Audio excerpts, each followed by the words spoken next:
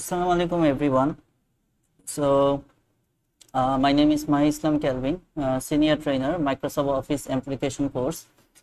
আমরা গত ক্লাসে ইলাস্ট্রেশন পার্টটা শেষ করেছিলাম। আজকে আমরা খুবই ইম্পর্টেন্ট যে পার্টটা আসবো সেটা হচ্ছে কি এই পার্টগুলো, ঠিক আছে? হেডার ফুটার এই আমরা সবকিছু শেষ করবো আজকে, হ্যাঁ। সো এই পার্টগুলো সবচেয়ে বেশি কাজে লাগে যখন আমরা কোনো একটা কিছু প্রিপেয়ার করি, লাইক কোনো একটা কিছু তৈরি করব, লাইক আমরা মাইক্রোসফট ওয়ার্ড ইউজ করে কোনো একটা ডায়েরি তৈরি করব, প্যাড তৈরি করব, ঠিক আছে, ইনভেলপ তৈরি করব। সো ডায়েরি বা প্যাড, ইনভেলপ এই জিনিসগুলোর মানে বিশেষত্ব হচ্ছে এগুলোর কিছু ফিক্স স্টাইল থাকে। যেমন মার্জিন সাইড দিয়ে হচ্ছে একদম ন্যারো করা থাকে যেন সাইড দিয়ে লেখা যায়, ফিক্স হেডার থাকে, ফিক্স ফুটার থাকে, একটা হচ্ছে গিয়ে ওয়াটারমার্ক টাইপের থাকে, ঠিক আছে? এই জিনিসগুলো আজকে আমরা শেখার চেষ্টা করব। ওকে, সো কিভাবে এই কাজগুলো করব আমরা স্টেপ বাই স্টেপ সবগুলো দেখাবো। সো আমি কল্পনা করে নিচ্ছি যে আমি একটা প্রতিষ্ঠানের প্যাড বা ডায়েরি তৈরি করব। সেই কাজটা কিভাবে করব? সো এই কাজটা করার জন্য আমরা প্রথমে ইনসার্টে আসব। ইনসার্টে আসার পর যেহেতু আমাদের আগে পেজ সেট আপ করতে হবে, ঠিক আছে, যে পেজের মার্জিন কতটুক থাকবে, স্পেসিং কতটুক থাকবে, এরকম স্পেশাল জিনিসগুলো ওয়ার্ডে প্রিপেয়ার করতে হলে লাইক সিভি বানানো, প্যাড বানানো, ডায়েরি বানানো, ঠিক আছে, ইনভেলপ বানানো, আগে আমাদের পেজ সেট আপ করে নিতে হবে। সো পেজ সেটআপের জন্য আমরা চলে আসবো লেআউট। লেআউটের থেকে আমরা প্রথমে সিলেক্ট করব মার্জিন। মার্জিনটা কি করব, আমরা একদম ন্যারো করে দিব যেন ওই যে বাস সাইডের ফাঁকা জায়গাগুলো কভার হয়ে যায়, ঠিক আছে। এরপরে হচ্ছে গিয়ে আমরা যে ওরিয়েন্টেশন এটা পোর্ট্রেট রাখবো, আর পেপার সাইজ যেটা সেটা হচ্ছে গিয়ে A4 রাখবো, যেহেতু আমরা হচ্ছে ডায়েরি বা প্যাড বানাচ্ছি। ইনভেলপের ক্ষেত্রে আমরা ল্যান্ডস্কেপ বা অন্য একটা সাইজ রাখতে পারতাম। সো এক পর্যন্ত এটার কাজ শেষ। এরপরে হচ্ছে গিয়ে আমাদের হেডার ফুটারের ব্যবহার দেখাতে হবে। সো আমরা ইনসার্ট থেকে চলে আসি হেডার। হেডারে ক্লিক করলাম। হেডার মানে পেজের শুরুতে শিরোনাম দেওয়া, ঠিক আছে। সো আমি ধরেন এটা নিয়ে নিলাম। ওকে, এখন এই যে টাইপ টেক্সট এই জায়গায় এসে ধরেন আমি হচ্ছে গিয়ে এখানে কোম্পানির নামে একটা হচ্ছে গিয়ে করব, কি জানি একটা হেডার লাগবে। সো ধরেন আমার যে কোম্পানি রয়েছে সেই নামে আমি একটা দিয়ে দিলাম। আমার যে ইউটিউব চ্যানেল সেটার নামে আমি একটা ডায়েরি বা প্যাড বানাচ্ছি। সো আমি আমার ইউটিউব চ্যানেলের নাম দিয়ে দিলাম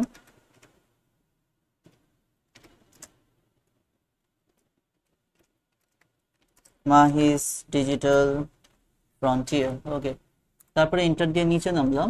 ইন্টার দিয়ে নিচে নেমে আমরা একটু জায়গা নিতে পারবো, বা এটা যেহেতু ফিক্স বসে রয়েছে আমরা এটাকে একটু উপরে উঠিয়ে দিই। আমরা চাইলে হেডার একটু বাড়িয়ে নিতে পারবো। জাস্ট হচ্ছে গিয়ে এই যে এন্টার দিয়ে নিচে নামলে এই জিনিসটা বাড়তে থাকবে, ঠিক আছে। সো আমরা আবার একটু উপরে উঠে যাই। এখানে হচ্ছে গিয়ে কি করতে পারি, আমরা কোনো একটা লোগো বা কাভার ফটো এগুলো বসাতে পারি। তো আমি যেটা প্ল্যান করলাম যে আমার লেখাটাকে আরেকটু নিচে নামাবো। আমার লেখাটাকে আরেকটু নিচে নামিয়ে উপরে হচ্ছে গিয়ে লোগো দিয়ে দিব, ঠিক আছে। তো আমি যেহেতু আবার থেকে বা এখানেও আমি দিতে পারি, নিচে আমি লোগোটা বসিয়ে দিব। এখান থেকে আমি জাস্ট ইনসার্টে যাব, এখান থেকে ইনসার্টে যে পিকচারে যে আমার যে ভার্সিটির লোগোটা ছিল সেটা আমি হচ্ছে গিয়ে হেডারের মধ্যে বসিয়ে দিলাম, ঠিক আছে। এখন লোগো সাইজটা এত বড় হয় না, আমরা হচ্ছে গিয়ে লোগো সাইজটা একটু ছোট করে ফেলবো। আচ্ছা, তো এটা এটার মতো থাকুক। আমরা হচ্ছে গিয়ে মোটামুটি ঠিক করলাম যে এইটা আমরা হেডার হিসেবে রাখবো, ঠিক আছে। তো আমরা এটাকে আরেকটু যদি ছোট করার চেষ্টা করি, আমরা এই যে এখান থেকে অ্যালাইনমেন্টটা একটু ছোট করে এখান থেকে, আচ্ছা, ছোট করতে গেলে দেখা যায় হেডার বাইরে চলে যায়। তো আমরা এটা হেডারের ঘরের মধ্যে থাকতে হবে, ঠিক আছে। ঘরে হেডার ঘরের যদি আমরা বাইরে চলে যাই তাহলে এটা কাজ করবে না, it will not work. So আমরা একটু কন্ট্রোল Z দিয়ে একটু আনডু করে ব্যাকে চলে আসি, ঠিক আছে। ব্যাকে এসে আমরা একটা সিম্পল হেডার নেওয়ার চেষ্টা করি, তারপর এই কালার টালার জানা তারপর করি। আমরা এই যে সিম্পল হেডারটা নিলাম, ঠিক আছে।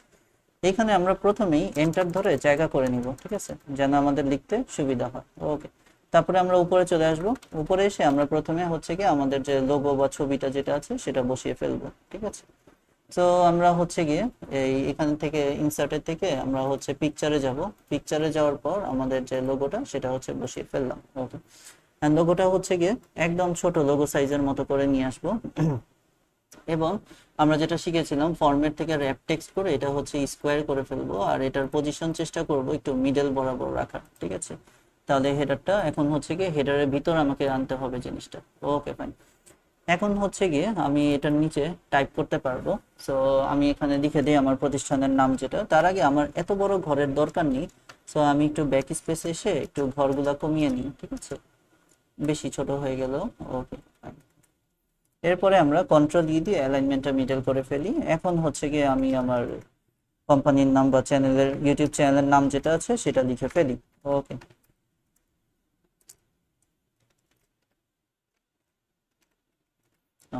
যেহেতু এটা আমার প্যাডের টাইটেল হবে, সো আমি এটাকে একটু কিছু এডিট করব, এটাকে সিলেক্ট করব প্রথমে। লেখাটাকে লেখাটাকে সিলেক্ট করার পর অবশ্যই বোল্ড করব, অবশ্যই ফ্রন্ট সাইজটা একটু হচ্ছে গিয়ে বড় করব, ঠিক আছে, বেশি বড় হয়ে গিয়েছে। আচ্ছা, এই অবস্থায় আরেকটু ছোট হবে, ব্যাস। Okay fine. আর একটা চেষ্টা করব একটু ডিপ কালারের মধ্যে রাখার একটু চেষ্টা করব। Okay fine. এখান থেকে আমার এত বড় হেডারের দরকার নেই, আর একটু আমি ব্যাক স্পেস দিয়ে উপরে উঠে গেলাম, এখন কন্ট্রোল কি দিয়ে মিডলে আসলাম।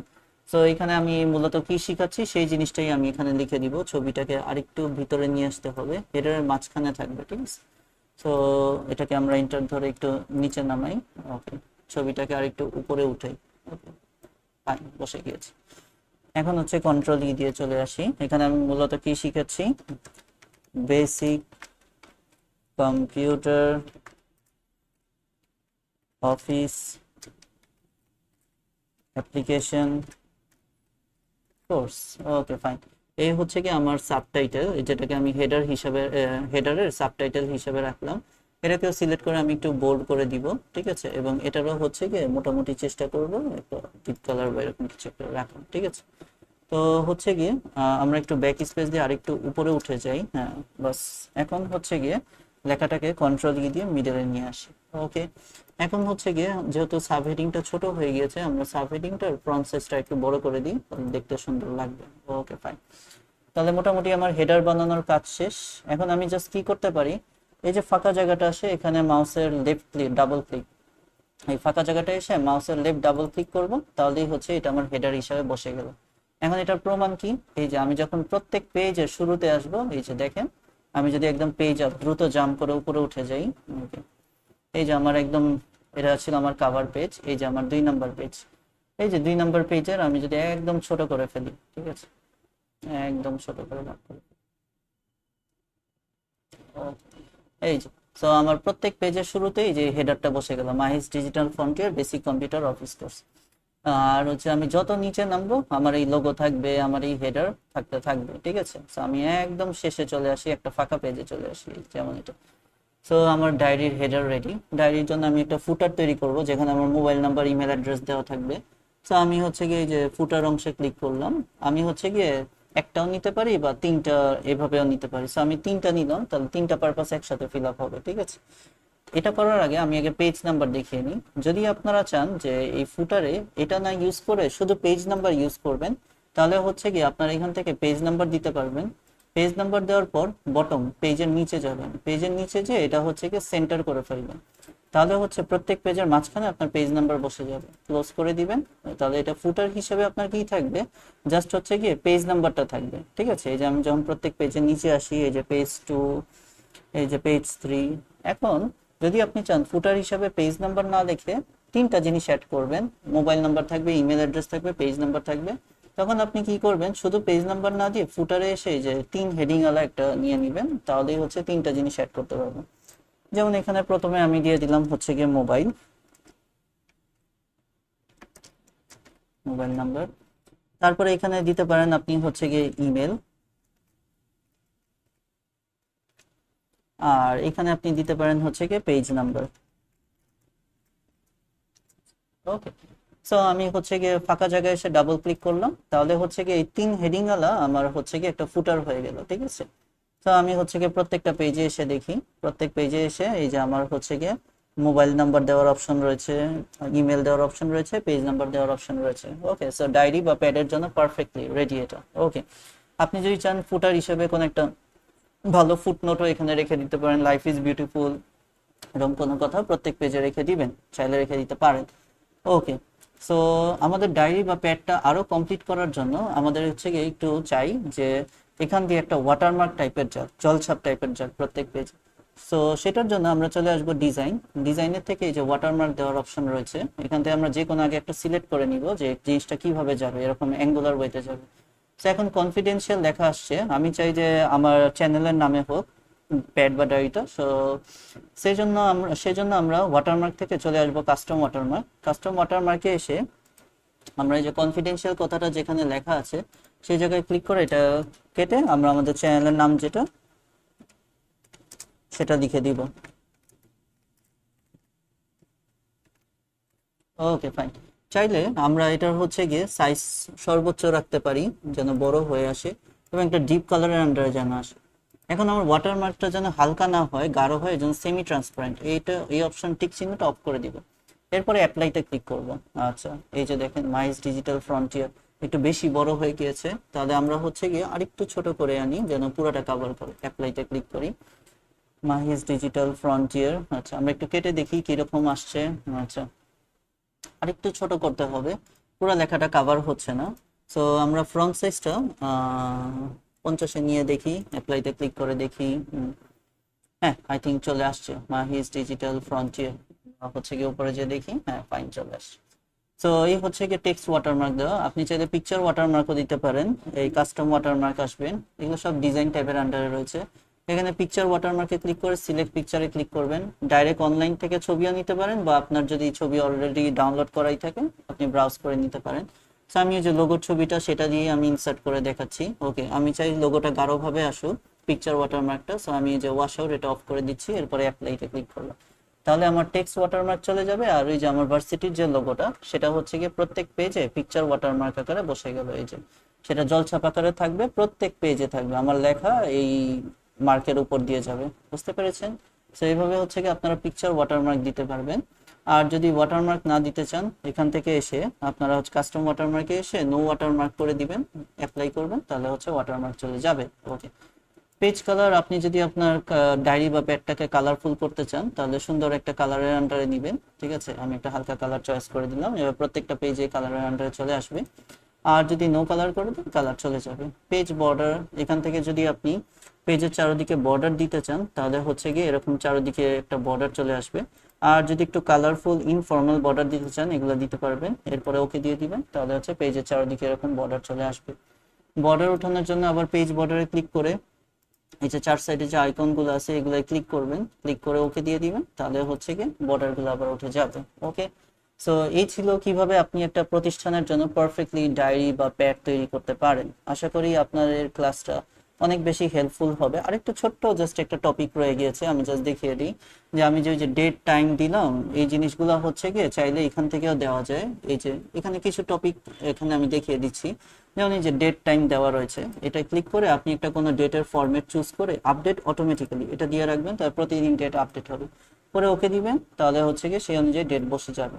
এরপরে আপনি লেখাটাকে ডিজাইন করার জন্য সিলেক্ট করে এই যে এখানে ওয়ার্ড আর্ট নামে অপশন রয়েছে, এখান থেকে যে কালারটা দিবেন আপনার লেখাটা সেই কালারের আন্ডারে চলে যাবে। এরপরে মোস্ট ইম্পর্টেন্ট জিনিস ড্রপ ক্যাপের ব্যবহার। যে আপনারা নিউজ পেপারে দেখি যে প্রথম অক্ষরটা অনেক বড় থাকে ফ্রন্ট সাইজ, তার পাশ দিয়ে ছোট ছোট অক্ষর যায়। ঠিক আছে, সো সেই জিনিসগুলো কিভাবে করে, আমাদের জাস্ট প্রথম অক্ষরটা সিলেক্ট করতে হবে, যেমন এই ব্রাউন ফক্সের মধ্যে এটা সিলেক্ট করলাম। এরপরে যে ড্রপ গ্যাপ অপশন থাকবে, এখান থেকে 2 নম্বর অপশনটা ক্লিক করবেন। ড্রপ গ্যাপ মিন্স হচ্ছে গিয়ে আপনার এই ফ্রন্ট সাইজটার পাশ দিয়ে কয়টা লাইন যাবে। ঠিক আছে, এটা বড় থাকবে এবং কয়টা লাইন যাবে। সেখানে ডিফল্ট সাইজ 3, যে এটার পাশ দিয়ে 3টা লাইন যাচ্ছে। আমরা চাইলে এটা ড্রপ গ্যাপ অপশনে এসে এটা ডিফল্ট সাইজ সর্বোচ্চ 10 পর্যন্ত নেওয়া যায়। ঠিক আছে, আমরা আপাতত 5 করে দিলাম। আর ডিসটেন্স মানে হচ্ছে কি এই বড় সাইজটার লেখাটার মাঝখানে যে গ্যাপ, এখানে কোনো গ্যাপ নেই, আমি একটু ডিসটেন্সটা একটু বাড়িয়ে দিলাম। ঠিক আছে, 0.3 সেন্টিমিটার একটু ওকে করে দিলাম, তাহলে এখন দেখতে মাছ বেটার লাগছে যে এটার পাশ দিয়ে হচ্ছে গিয়ে 5টা লাইন গেল এবং হচ্ছে গিয়ে এই মাঝখানে একটু গ্যাপ রইল। ঠিক আছে, এটা হচ্ছে গিয়ে ড্রপ গ্যাপের ব্যবহার। আপনার রিপোর্টিং বা লেখার মাঝখানে কোনো একটা বক্স নিয়ে লিখতে চাইলে আপনি টেক্সট বক্স ইউজ করতে পারেন। যে একটা বক্স নিলেন, এখানে আপনি হচ্ছে কি ইম্পর্টেন্ট কিছু পয়েন্ট লিখলেন। ঠিক আছে, লাইক আপনি এখানে কোনো একটা ফর্মুলা দেখাবেন, বক্সের ভিতর নিয়ে ফর্মুলাটা লিখলেন। ওকে, সো আমি এটার ভিতরেই কার্সর রাখলাম, কারণ নেক্সট যে জিনিসটা দেখাবো সেটা হচ্ছে গিয়ে আপনি কিভাবে এখান থেকে বিভিন্ন সূত্র বা ফর্মুলা বানাতে পারবেন। এটা দিয়ে কোনো অঙ্ক করতে পারবেন না, জাস্ট ফর্মুলা বা কি বলে এটা কোয়েশ্চেন পেপার ছাপানোর কাজে আপনি এগুলো ইউজ করতে পারবেন। যে ফর্মুলায় ক্লিক করবেন, এখানে রেডিমেড কিছু ফর্মুলা রয়েছে, যেমন আমি একটা যে কোনো একটা নিলাম। যেমন ধরেন আপনি এখানে বক্সের ভিতর ভাগ দেখাতে চান, এক্সপোনেনশিয়াল পাওয়ার দেখাতে চান, ফাংশন দেখাতে চান, আমি ভাগেরটা দেখালাম। ভাগের বিভিন্ন ফরম্যাট রয়েছে, ধরেন আমি এটা দিয়ে দিলাম। সো ধরেন এই বক্সের ভিতর আমি লিখলাম হচ্ছে এ বক্সের ভিতর লিখলাম আমি হচ্ছে গিয়ে বি, এরপরে ফাঁকা জায়গায় ক্লিক করলাম, তাহলে হচ্ছে গিয়ে এই বক্সের ভিতর ফর্মুলা লিখে আমি একটা ফর্মুলা বানিয়ে ফেললাম। এভাবে আপনার সূত্র বানাতে পারবেন। লেখার মাঝখানে কোনো যদি প্রতীক চিহ্ন দরকার হয়, এখানে ইকুয়েশন রয়েছে, বিভিন্ন হচ্ছে কি প্রতীক চিহ্ন রয়েছে, আলফা বিটা গামা তারপর হচ্ছে গিয়ে বিভিন্ন ধরনের স্টপ সাইন, অনেক চিহ্ন রয়েছে। হ্যাঁ, আপনারা দেখে নেবেন যে আপনার যখন যেটা দরকার হয় সেটা, যখন কিবোর্ড পুরাটাও রয়েছে প্লাস বিভিন্ন প্রতীক চিহ্ন রয়েছে। হ্যাঁ, তো আপনার যখন যেটা দরকার হয়, আমি আপাতত জাস্ট ধরে নিই প্রতীক চিহ্নটাই ক্লিক করলাম, এটা ধরে নিই যে এখানে বসে গেল। এটা আপনি সিলেক্ট করে হোমে এসে এটাকে আপনি যা যা করার করতে পারবেন, বোল্ড করতে পারবেন, সাইজে বড় করতে পারবেন, এটাকে একটা কালার করতে পারবেন, ঠিক আছে।